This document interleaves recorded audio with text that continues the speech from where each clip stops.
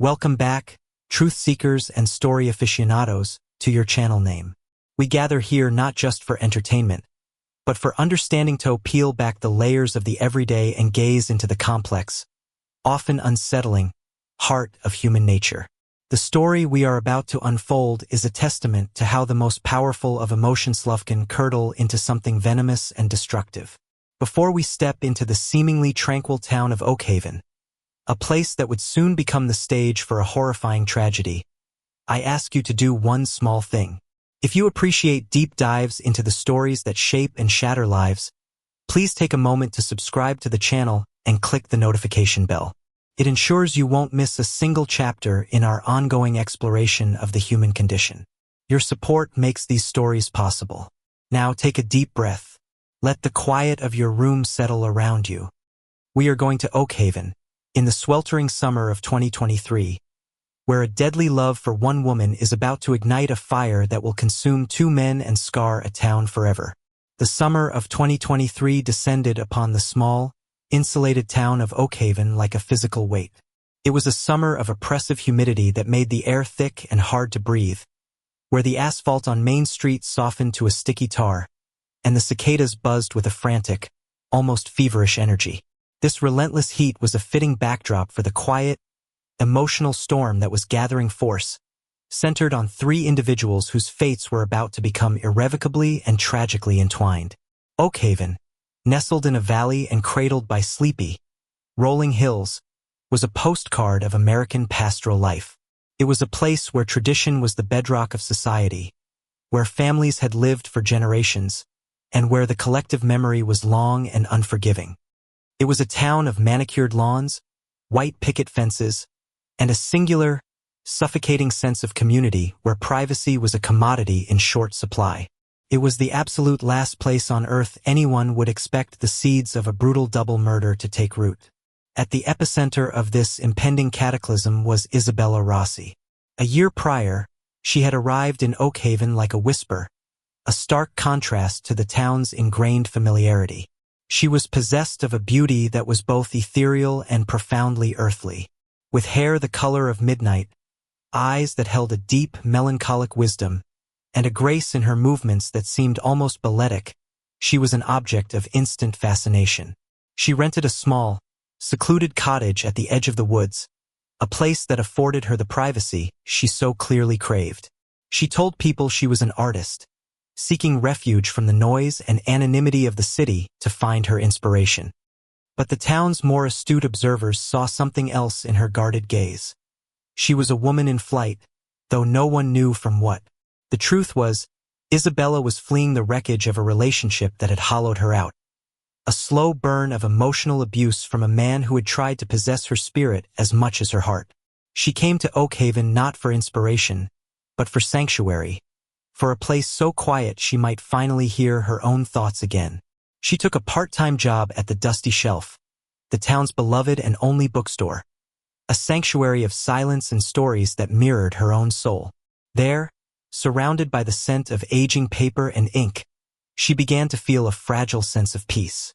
It was within these hallowed walls of literature that she met Liam and Ethan, the two men who would, through their adoration and eventual obsession, become the architects of their own doom.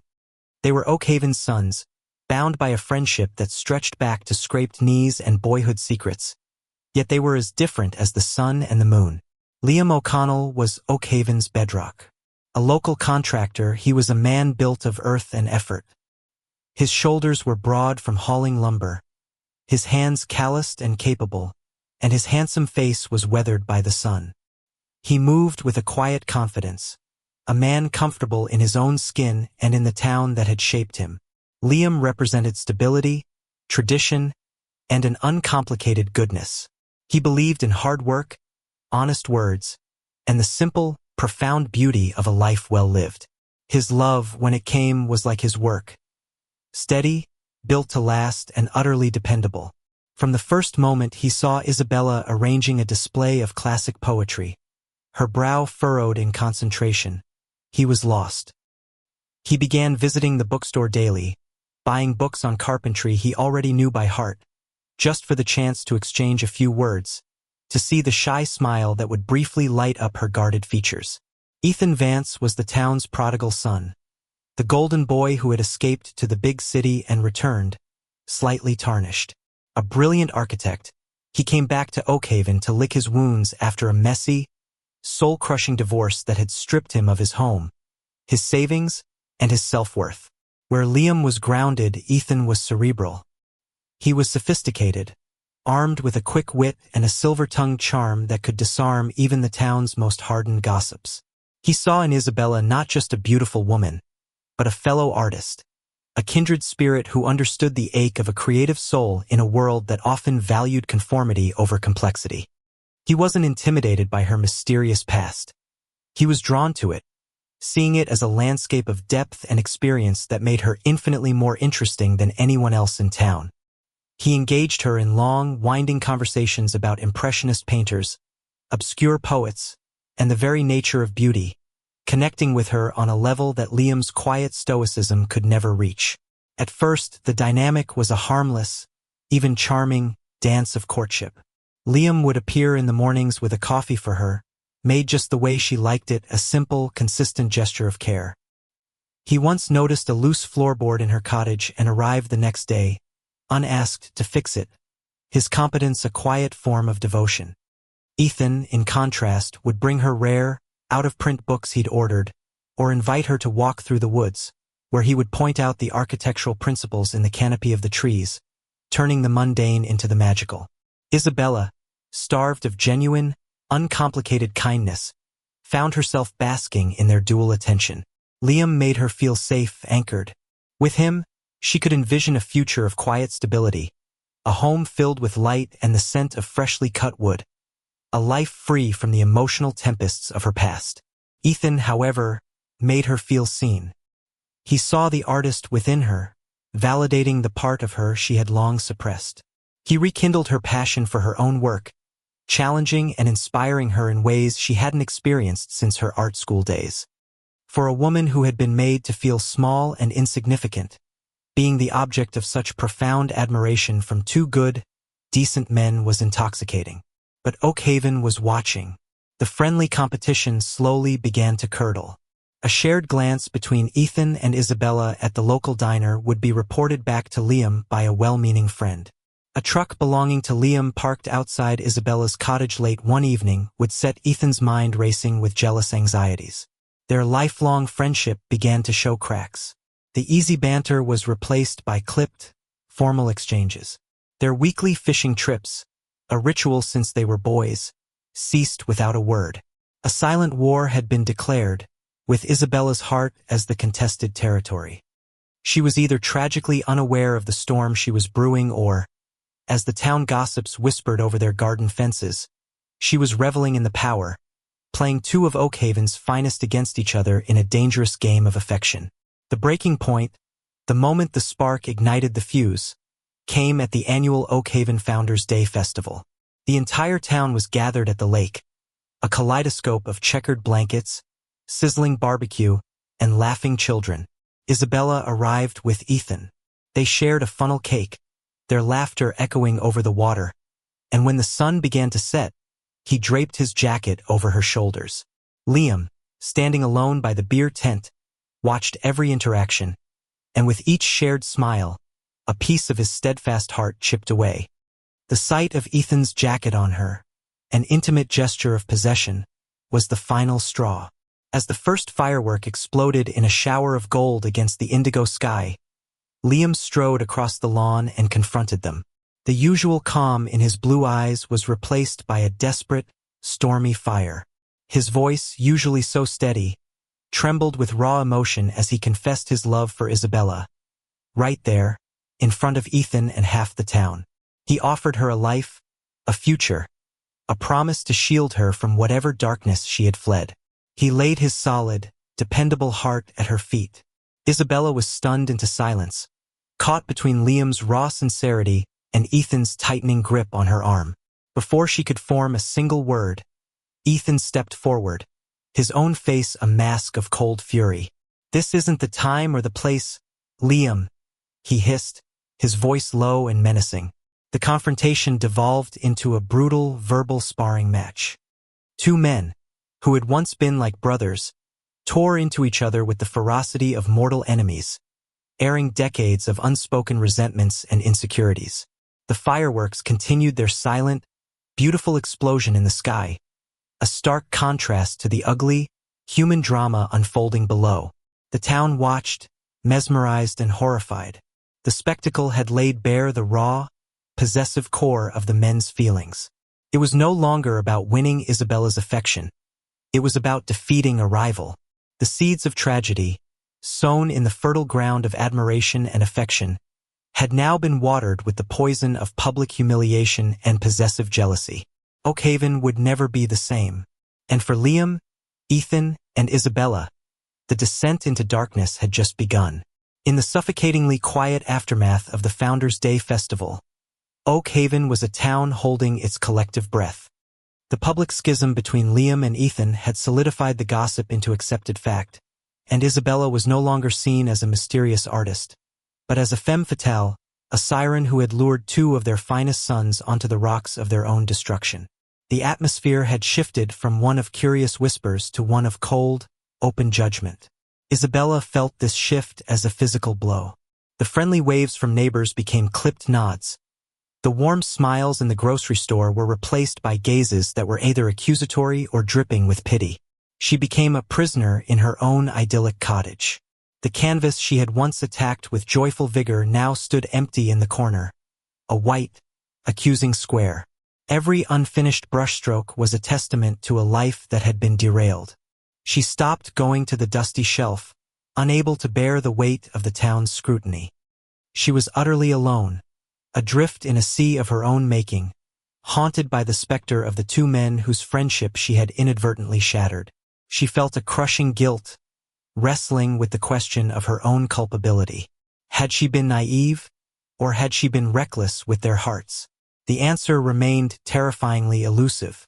For Liam and Ethan, the descent was a rapid, terrifying spiral into their own personal hells.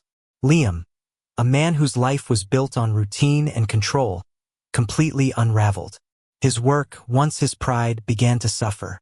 Deadlines were missed, calls went unreturned. The steadfast reliability that had been his hallmark evaporated. His evenings were now spent at the Rusty Mug, the town's dive bar, where he would sit alone, nursing a whiskey, his gaze fixed on nothing. His quiet strength curdled into a sullen, simmering rage. He saw Ethan not as the boy he'd built forts with, but as a snake, a manipulator who had used his city slicker words to steal what should have been his. His love for Isabella transformed into a raw, painful obsession. She was no longer a woman he hoped to build a life with. She was a prize he had lost, a wrong that had to be righted. This obsession culminated one moonless, humid night. Fueled by whiskey and a profound sense of injustice, Liam drove to Isabella's cottage. He hammered on her door, his calls a desperate, slurred mix of pleading and accusation. "Isabella, let me in. We need to talk. You can't choose him. He'll break your heart," he yelled into the silent night.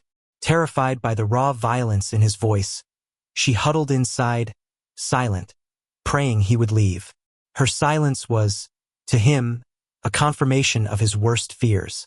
With a roar of pure anguish and fury, he kicked the door. The wood splintered near the lock, the sound of it cracking echoing the sound of his own breaking point. Finally, defeated, he staggered back to his truck and sped away, leaving behind a tangible symbol of his encroaching madness. Ethan's paranoia, meanwhile, festered like an infection. He saw Liam's ghost everywhere. He became consumed by the need to possess and control Isabella, believing it was the only way to protect her from Liam and secure his own victory. His calls became incessant, interrogations disguised as concern. "Where were you today? Who did you talk to? Did you see him?" He started driving by her cottage at all hours, a silent sentinel in his sleek car, his knuckles white on the steering wheel as he watched for the shadow of Liam's truck. His mind became a prison of what-ifs, each one more sinister than the last. He saw himself not as possessive, but as her protector, the only one who truly understood her delicate nature. The morning after Liam's violent visit, Ethan stopped by with pastries and saw the splintered door. He didn't need to ask. A cold, venomous certainty washed over him. In his mind, the narrative was clear. Liam had forced his way in, had terrorized her, perhaps worse. He saw it as a brutal physical assault that mirrored his own perceived emotional assault. The architect, the man who built things, now felt an overwhelming urge to destroy.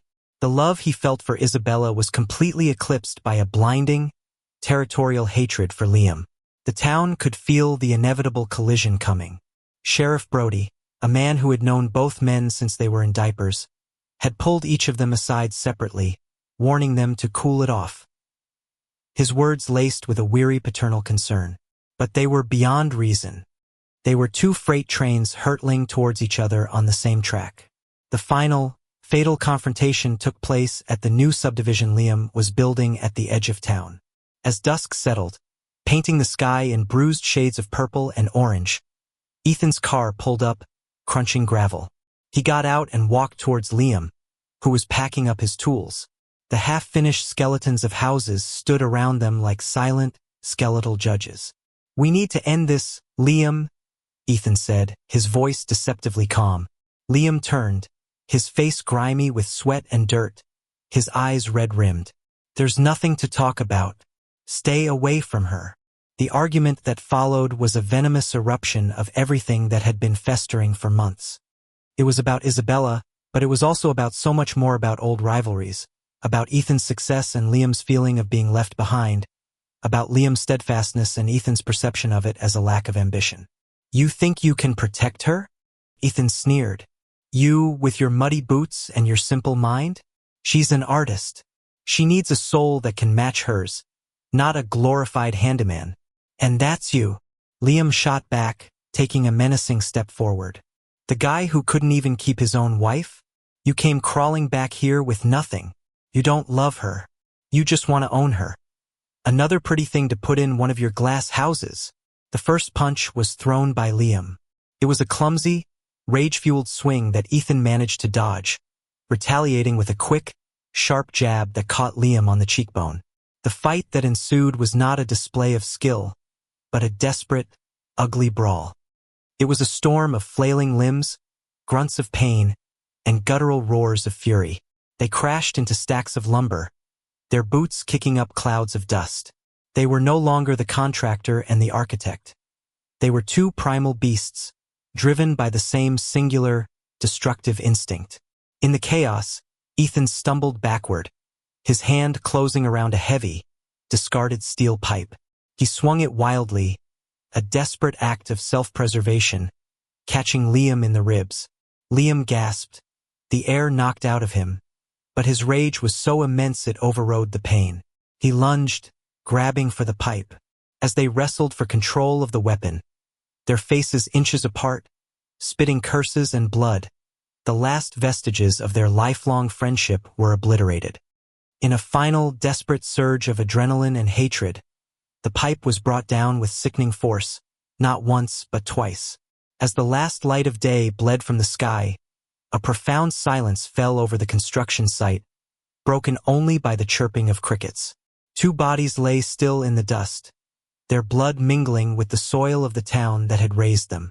The descent was over. The reckoning was about to begin. The dawn that broke over Oakhaven the next morning was deceptively beautiful, the rising sun casting a gentle golden glow over a town that was about to be ripped from its idyllic slumber. The horror began with a scream. A young construction worker arriving early to the site was the first to find them. The scene that greeted him was one of such brutal finality that it would be seared into his memory forever. The bodies of Liam O'Connell and Ethan Vance, the town's favorite sons, lying broken and still amidst the raw materials of the lives they were building. The scream acted as an alarm, and soon the site was swarming with the flashing blue and red lights of police cars and an ambulance. The news spread through Oakhaven with the speed and devastation of a flash flood. It was relayed through frantic phone calls, tearful whispers over garden fences, and the somber, breaking news tone of the local radio station. Disbelief gave way to a collective, crushing grief, which quickly began to curdle into a need for answers, for someone to blame. Sheriff Brody, a man whose career had been defined by mediating neighborly disputes and chasing down errant teenagers, found himself at the helm of a brutal double homicide investigation. His face, usually a roadmap of weary kindness, was a grim, ashen mask. He had known these boys. He'd coached their little league team. The scene was a personal as well as professional nightmare. The investigation, however, was tragically straightforward. The town's history of gossip now served as a comprehensive witness list.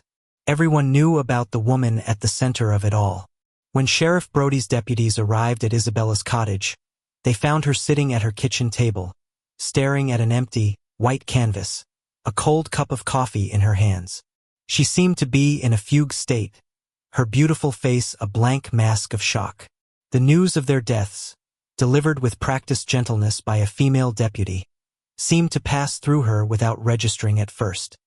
Then, a single tear traced a path down her cheek, followed by another, until she collapsed into silent, body-racking sobs. Her interrogation took place in a small, sterile room at the station. It wasn't an accusation so much as a sad, necessary formality. Isabella, her voice fragile and broken, recounted the entire story from the first innocent meetings at the bookstore to the terrifying final weeks of escalating obsession and paranoia.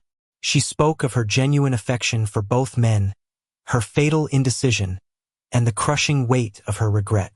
"I never wanted this," she whispered, over and over, the words becoming a mantra of her own private hell. "I cared for them both. I just never knew how to." Her voice would trail off, lost in the labyrinth of her own choices. The forensic evidence painted a clear, grim picture of the final, violent struggle. The steel pipe was the murder weapon, bearing the fingerprints and DNA of both men. The nature of their injuries suggested a chaotic, desperate fight where roles of aggressor and victim had blurred and ultimately become irrelevant. The official conclusion was a grim one, a murder-suicide of a kind. A violent confrontation that had escalated until both men were dead, each a victim of the other's rage. The case was officially closed. But for Oakhaven, it was far from over. With no one else to hold accountable, the town's grief and anger found a singular focus: Isabella. She was tried and convicted in the merciless court of public opinion. She was the outsider, the catalyst, the Black Widow. The word murderer was spray-painted across her white picket fence one night. When she dared to go to the grocery store, conversations would halt, and the silence that followed her down the aisle was louder than any accusation. She was a pariah, haunted not only by her own grief and guilt but by the collective condemnation of an entire town. Unable to bear the weight of it all, Isabella vanished. One morning, the town woke up to find her cottage empty, her car gone. She left no note, no forwarding address. She simply slipped away in the pre-dawn darkness, becoming a ghost, a cautionary tale whispered to misbehaving children. Years passed. The new houses on the subdivision were eventually finished and sold to families who knew the story only as a piece of dark, local folklore. Oakhaven's peaceful facade was painstakingly rebuilt, but the scar remained. The story of Liam and Ethan became a permanent part of the town's mythology. A tragic lesson on how love can twist into a possessive madness, how friendship can be corroded by jealousy, and how even the quietest of towns can harbor the capacity for unimaginable violence. No one ever knew what became of Isabella Rossi. Some whispered she'd moved overseas, others that she had taken her own life. There was a rumor years later, from a tourist who swore they saw a reclusive artist in a small coastal town, a woman with sad, haunted eyes who painted only stormy seascapes in shades of gray. The reckoning in Oakhaven was complete, but it offered no peace. It left behind only the ghosts of two men, a legacy of sorrow, and the chilling understanding that the most beautiful things in this world, love, passion, devotion, can, under the right and terrible pressures, become the most destructive forces of all.